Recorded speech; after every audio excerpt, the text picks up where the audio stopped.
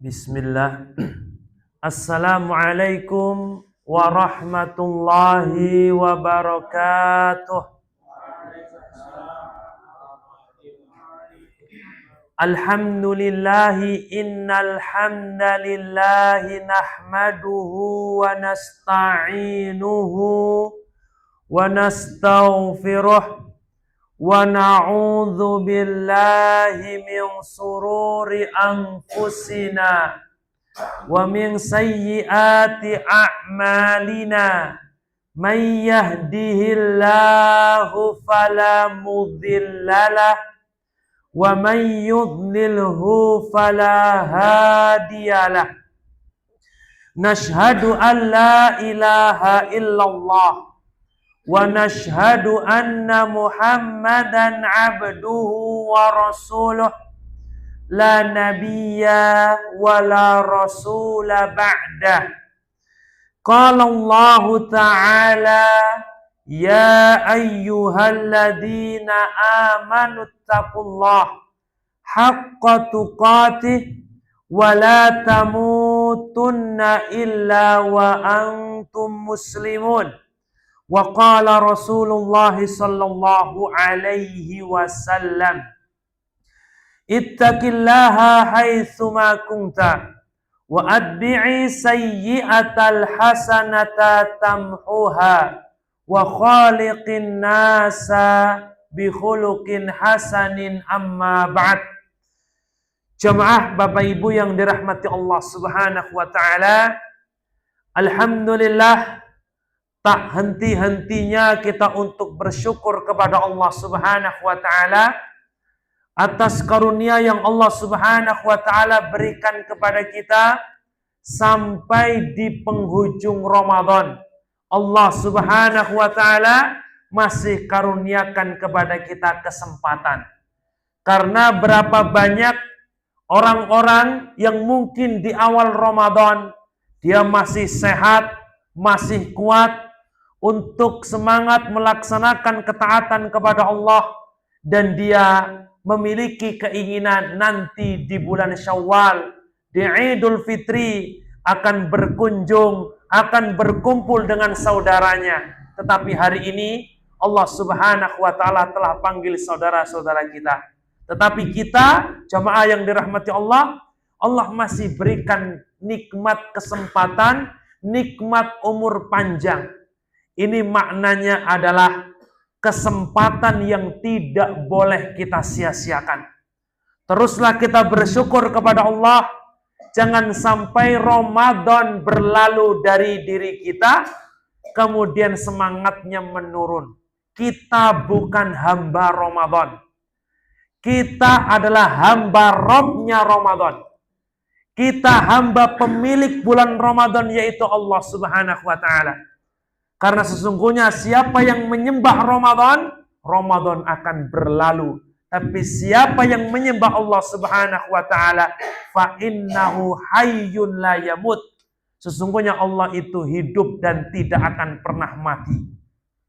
Salawat dan salam selalu terlimpahkan kepada uswah hasanah kita Nabi Muhammad sallallahu alaihi wasallam. Jamaah yang dirahmati Allah Subhanahu wa taala, mungkin dan bukan mungkin, pasti musola kita ini di malam esok sudah tidak lagi melaksanakan tarawih. Berarti ini tarawih terakhir. Tarawih yang Allah berikan kesempatan kepada kita untuk khusyuk melakukan di dalamnya. Oleh karenanya jamaah yang dirahmati Allah, Rasulullah Shallallahu Alaihi Wasallam bersabda, "Lis-shaim farhatan." Bagi orang yang puasa itu ada dua kegembiraan. Yang pertama, fariha bifitrihi, dia bergembira ketika berjumpa dengan Idul Fitri. Dan yang kedua, fariha idza laqiya rabbahu bisaumihi. Dia gembira ketika berjumpa dengan Rabb-nya, gembira dengan puasanya. Jamaah yang dirahmati Allah Subhanahu wa taala, maka patut kita berbahagia. ketika berjumpa dengan Idul Fitri, Allah Subhanahu wa taala tidak syariatkan kepada kita puasa. Kenapa demikian? Karena pada hari tersebut hari kebahagiaan.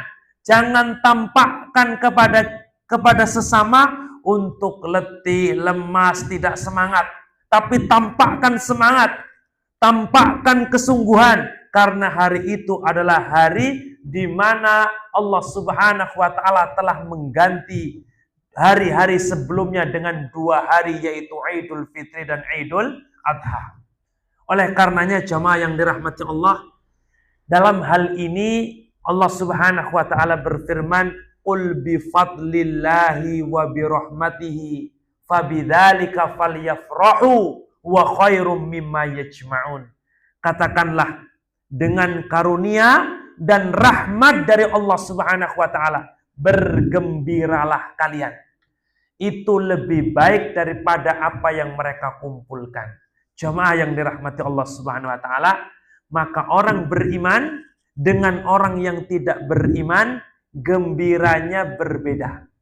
Walaupun sama-sama senang ketemu Idul Fitri, sama-sama bahagia, mungkin bajunya baru, ya. Tetapi kegembiraan orang beriman dengan orang yang tidak beriman berbeda. Orang yang beriman gembiranya adalah bahwa ini adalah bentuk kemenangan setelah dia melaksanakan puasa 1 bulan penuh. Kemudian pada hari Idul Fitri dia bersyukur kepada Allah Subhanahu wa taala, berharap ibadah yang dia lakukan diterima oleh Allah Subhanahu wa taala. Bukan bahagianya orang yang tidak beriman, mereka pamer harta, mereka pamer kekayaan, mendapatkan nikmat, tapi nikmat itu bukan untuk melakukan ketaatan kepada Allah, tapi justru berbangga-bangga di hadapan manusia. Ini layaknya seperti Qarun. Insya Allah kita tahu Bapak Ibu Qarun ya. Qarun itu tadinya dia adalah pengikut Nabi Musa. Orang yang taat kepada agama, tapi Allah Subhanahu wa taala berikan sedikit harta, dia melampaui batas dalam hal itu sampai diingatkan, id qala lahu qaumuhu la tafrah. Ketika kaumnya mengatakan kepadanya, jangan engkau bersenang-senang. Innallaha la yuhibbul farihin. Sesungguhnya Allah tidak mencintai orang-orang yang bersenang-senang. Apa maksud senang-senang di sini? Yaitu bergembira, bersenang-senangnya seperti Qarun. Dia bergelimangan harta, bersamaan dengan itu sombong, merendahkan manusia, pamer di hadapan manusia, dan tidak menggunakannya dalam rangka melakukan ketaatan kepada Allah Subhanahu wa taala. Ini untuk evaluasi kita semuanya Bapak Ibu yang dirahmati Allah Subhanahu wa taala. Silahkan kita mengenakan pakaian yang baru, itu boleh. Silahkan kita menghias rumah kita, itu boleh. Silahkan kita kemudian mencuci bersih kendaraan yang kita miliki. Atau mungkin ada yang beli baru untuk lebaran, itu silahkan boleh. Tapi jangan sampai didasari untuk menyombongkan diri di hadapan manusia. Jamaah yang dirahmati Allah Subhanahu wa taala. Maka Idul Fitri yang berkah ini jangan dikotori dengan dosa-dosa. Setelah di bulan Ramadan kita menahan dari lapar dahaga, menahan dari amarah, menahan kolbu supaya tidak melakukan keburukan-keburukan, kok di Idul Fitri justru kemudian kembali ke semula. Waliyadzubillah, kalau Idul Fitri kita lebih parah daripada Ramadan, menunjukkan Ramadan yang telah berlalu dari kehidupan kita bukanlah Ramadan yang mendatangkan berkah. Tapi Ramadan yang mendatangkan berkah adalah jika kehidupan kita kemudian berubah menjadi lebih taat, menjadi lebih baik, menjadi lebih tawadhu dan yang semisalnya. Dan tentu di Idul Fitri ini juga Sebagaimana Rasulullah Shallallahu Alaihi Wasallam ketika Aisyah ditanya bagaimana akhlaknya Nabi, Aisyah mengatakan kana khuluquhul Quran, akhlak Nabi Al-Quran. Maksudnya bagaimana? Maksudnya adalah dalam kehidupan umat Islam tidak hanya yang dipentingkan akidah, tidak hanya yang dipentingkan ibadah, tetapi ketiganya harus kemudian sinkron, yaitu apa? Akidah, keyakinan kepada Allah, ibadah, bagaimana cara kita melakukan ketaatan kepada Allah, yang ketiga akhlak, berakhlak mulia. Nabi Shallallahu Alaihi Wasallam beliau bersabda, "Bu'istu liutammima makarimal akhlak." Aku diutus untuk menyempurnakan akhlak-akhlak yang terpuji.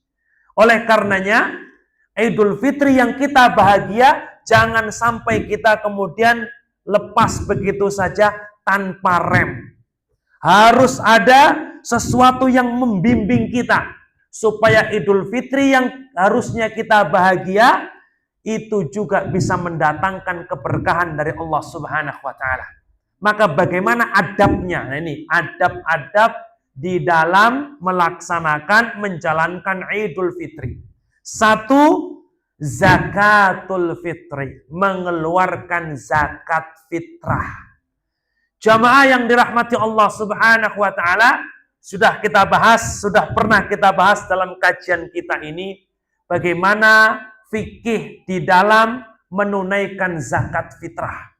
Oleh karenanya tidak layak seorang yang Allah berikan kepadanya kelapangan rizki, tapi dia bakhil untuk mengeluarkan zakat. Karena zakat fitrah ini zakat minimal. Kalau kita lihat zakat mal, zakat harta, jika itu berupa uang, sekarang nisab emas, ya, nisab emas itu kan 85 gram. Harga emas 1 gramnya berapa Bapak Ibu? 3 juta, kurang lebih. Bahkan banyak lebihnya, 3 juta sekian. 3 juta dikali 85 gram. 260-an juta. Itu nisabnya. Berarti orang yang dikenakan zakat mal itu orang yang kaya. Yang dia memiliki uang 260 juta kurang lebih, dan itu terus tidak berkurang sampai 1 tahun. Adapun zakat fitrah itu untuk orang yang punya kelapangan, ya, makanan yang bisa dimakan di hari dan di malam Id. Jika masih ada sisa, maka sisanya itulah kemudian dia dikenakan untuk mengeluarkan zakat fitrah. Jadi zakat yang minimal. Maka yang minimal ini tidak layak untuk kemudian kita lalaikan, kita tinggalkan. Insya Allah kalau zakat fitrah, rata-rata kita semuanya paham. Bahkan orang awam pun dia semangat untuk menunaikan itu. Sehingga jemaah yang dirahmati Allah Subhanahu wa taala, di antaranya pula adab. Ini penting.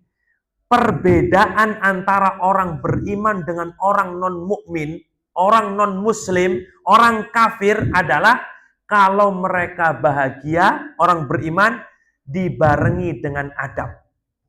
Tapi kalau orang yang dia tidak beriman kepada Allah, mereka menjadikan kegembiraan, momen kegembiraan itu untuk berfoya-foya, untuk bermaksiat kepada Allah Subhanahu wa taala. Oleh karenanya, supaya berkah tadi, walaupun remeh, di antara adabnya adalah aklus samarat qabla dhihabi li'idil fitri. Aklut samarat, memakan tamarot. Apa tamarot Bapak Ibu? Kurma. Ini remeh. Apa sih pentingnya makan kurma sebelum berangkat ke musola, ke tempat sholat? Apa pentingnya? Tetapi ketika kita sadar betapa pentingnya kita mengikuti apa yang Rasul Shallallahu Alaihi Wasallam lakukan, walaupun mungkin 1, 2, 3 butir kurma kita niatkan untuk mengikuti Nabi, di sana ada pahala. Karena makan kurma ganjil untuk sebuah aktivitas, hadis yang kuat yang sharih itu bukan justru pada dibuka puasa. Buka puasa itu tidak disebutkan ganjil sekian-sekian.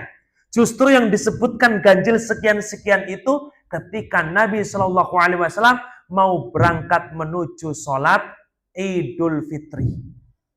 Jadi jamaah yang dirahmati Allah Subhanahu Wa Taala remeh. Namun ketika kita mampu untuk melakukan itu dengan kesadaran mengikuti sunnah Nabi Shallallahu Alaihi Wasallam, Allah mudah-mudahan mendatangkan keberkahan untuk kita. Satu sunnah saja kalau orang remehkan itu akan akan merambat kepada yang lain. Sunnah ini dia remehkan. Nanti sholat sunnah cuma sunnah. Yang penting kan wajibnya. Puasa Syawal kan cuma sunnah. Yang penting Ramadannya. Terus begitu sampai nanti tinggal wajibnya, rupanya wajibnya bolong. Kalau wajibnya bolong sudah. Tidak ada hal yang bisa untuk menambal tadi. Tapi kalau dia melakukan yang sunnah itulah akan menambal kewajiban-kewajiban yang belum sempurna. Jemaah yang dirahmati Allah Subhanahu wa Ta'ala, dan yang terpenting juga dalam beradab di Idul Fitri adalah seorang kepala rumah tangga menjaga keluarganya agar tidak masuk ke dalam api neraka. Ya ayyuhalladzina amanu qu anfusakum wa ahlikum nara. Wahai sekalian orang-orang yang beriman, jaga diri kalian dan keluarga kalian dari api neraka. Wa quduhan nas wal hijarah, yang bahan bakarnya manusia dan batu. Jadi manusia dibakar, ya, kemudian mengeluarkan api untuk membakar manusia yang lain. Ada juga batu yang seperti apa? Menurut para ulama, batunya ini memiliki beberapa sifat. Satu, kalau dibakar akan memunculkan asap yang tebal, hitam, dan menyesakkan dada. Kemudian batu ini kalau nempel di kulit lengket. Ini batu apa nih Bapak Ibu yang dirahmati Allah? Kalau nempel di kulit lengket. Yang ketiga, batu ini mudah sekali untuk terbakar. Itu salah di antara ciri-ciri batu yang menjadi bahan bakar api neraka. Mungkin apa Pak? Batu bara Pak ya? Batu bara, tapi kan batu bara di dunia dengan batu bara di akhirat tentu jauh berbeda. Namun mungkin untuk memudahkan kita batu bara lah, kurang lebih demikian. Jemaah yang dirahmati Allah Subhanahu wa Ta'ala, maka dianjurkan bagi kita untuk menjaga diri kita dan keluarga kita dari api neraka. Maksudnya bagaimana? Jangan sampai sebulan kita meninggalkan kemaksiatan kepada Allah Subhanahu wa Ta'ala, tapi justru kita memulai bulan Syawal dengan kemaksiatan kepada Allah Subhanahu wa Ta'ala. Apa di antaranya? Di sini beliau mengatakan, yaitu al-ikhtilat, bercampur baur antara laki-laki dan perempuan tanpa batasan. Jamaah yang dirahmati Allah Subhanahu wa Ta'ala, termasuk juga pernah kita bahas dalam kajian kita ini berkaitan dengan mahram. Maka jangan sampai kemudian kita menyentuh kulit yang bukan mahram. Rasulullah SAW bersabda, li ayyut ana fi ra'si ahadikum bimihyatin min hadid. Kepala kalian ditusuk dengan jarum dari besi, khairun lahu, lebih baik min antamussal mar'ah la tahillulah, daripada menyentuh wanita yang tidak halal. Ramadan nggak pacaran, datang Idul Fitri main ke pacarnya, sentuh-sentuhan, ya tangan ketemu tangan dan seterusnya. Jamaah yang dirahmati Allah Subhanahu wa Ta'ala, maka mari kita jaga keluarga kita jaga diri dan keluarga kita dari hal-hal yang membinasakan. Mungkin hari ini kita memandang remeh karena sudah biasa. Tetapi kalau kita melihat di zaman Nabi Shallallahu Alaihi Wasallam, di mana saat itu Rasulullah SAW sangat menjaga bagaimana bentuknya, orang Arab jahiliyah buka-bukaan itu malu. Ketika salah seorang perempuan diutus untuk mengirim surat ke Mekah, Nabi ingin menaklukkan Mekah. Ya, ada salah seorang namanya Hatib bin Abi Balta'ah mengirim surat ke Mekah menyuruh seorang wanita. Rasul SAW kemudian mendengar kabar itu, perintahkan kepada sahabat Ali dan Al-Miqdad bin Al-Aswad, keduanya untuk mengejar perempuan itu, kejar dia. Ketika terkejar, lalu diminta mana suratnya supaya tidak bocor apa yang Nabi SAW telah rencanakan. Perempuan itu mengelak. Apa ancamannya? Kalau tidak mau memberikan akan kami telanjangi. Akan kami telanjangi. Nggak mungkin Ali dan Miqdad, kedua sahabat radhiyallahu taala anhuma, menelanjangi seorang wanita, hanya gertakan saja. Tapi seorang wanita jahiliyah saat itu ya memberikan surat tidak mau untuk ditelanjangi. Hari ini tidak ada paksaan, sukarela. Oleh karenanya jamaah yang dirahmati Allah Subhanahu wa taala, jaga diri kita, jaga keluarga kita dari api neraka. Bukan berarti kami yang paling baik di antara para jamaah sekalian. Kami saling mengingatkan. Insya Allah ketika semua kita masing-masing sadar akan bahaya yang seperti ini, akan muncul generasi-generasi yang baik, generasi-generasi yang mampu memberikan cahaya untuk peradaban yang baik. Jemaah yang dirahmati Allah Subhanahu wa taala, dan terakhir di antara juga yang harus kemudian kita jaga adalah senantiasa menjalin tali silaturahim. Sampai kapan kemudian kita akan bermusuhan? Momen Idul Fitri adalah momen terbaik untuk saling memberikan maaf. Tanpa harus seorang meminta maaf, kita maafkan kesalahan-kesalahan orang terhadap kita. Kalau Idul Fitri saja kita tidak memberikan maaf kepada orang lain, maka akan lebih sulit di hari-hari yang lain. Karena ini momen di mana orang sudah biasa kalau saling meminta maaf.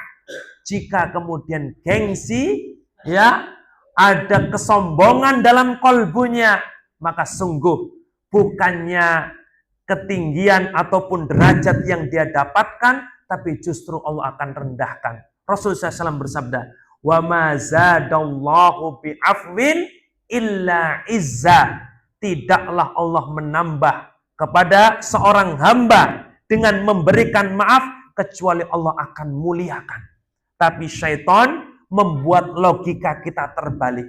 Kalau orang minta maaf seakan hina, kalau orang minta maaf seakan rendah di hadapannya. Tapi justru hakikatnya adalah kalau orang telah memberikan maaf, Anda salah, saya maafkan. Anda salah, saya maafkan. Dan seterusnya, justru orang yang seperti ini akan Allah Subhanahu wa taala angkat derajatnya di hadapan Allah Subhanahu wa taala dan di hadapan hamba-hamba Allah. Maka jemaah yang dirahmati Allah Subhanahu wa taala, mari munculkan adab Islami, ya, karena kita seorang muslim yang mengikuti ajaran Nabi Shallallahu alaihi wasallam, agar tadi Idul Fitri yang kita lakukan, Idul Fitri yang kita jalani, Idul Fitri yang membawa keberkahan, kebaikan untuk kehidupan kita. Amin ya rabbal alamin. Barakallahu fikum, jazakumullahu khairan katsira. Subhanakallahumma bihamdika asyhadu an la ilaha illa anta astaghfiruka wa atubu ilaik. Wassalamualaikum warahmatullahi wabarakatuh.